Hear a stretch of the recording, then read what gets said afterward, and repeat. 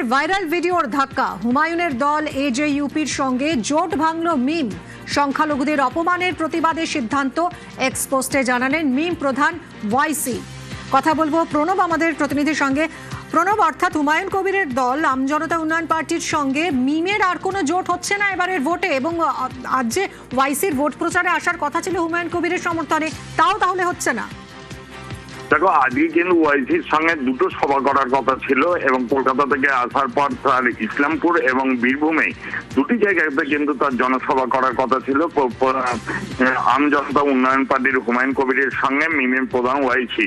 কিন্তু আজকে সকালবেলাতেই কিন্তু এক টুইট করে জানিয়ে দিয়েছে হুমায়ুন কবিরের যে আমজনতা পার্টির সঙ্গে তাদের যে মিমের যে তোমার জোট হয়েছিল সেই জোট কিন্তু থাকছে না। কারণ গতকালকে কিন্তু একটি তৃণমূলের পক্ষ থেকে একটি ভিডিও ভাইরাল হয়।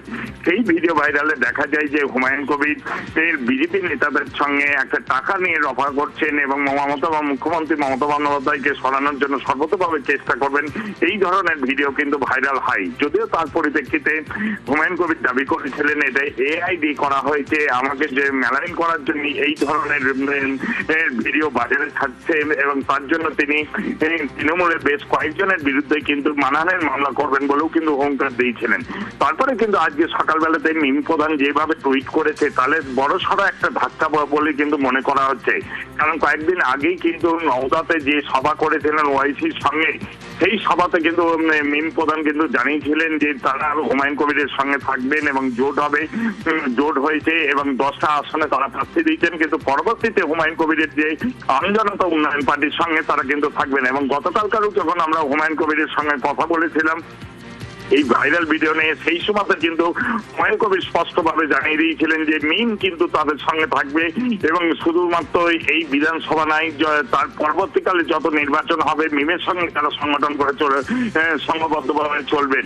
এবং এরপরে কিন্তু আজকে সকালবেলাতে যে মিমের যে প্রধান ওয়াইসি যে টুইট করেছেন, জানিয়েছেন, তাতে কিন্তু একটা বড়সড় ধাক্কা এই নির্বাচনের আগে বলা যেতে পারে হুমায়ুন কবিরের কাছে।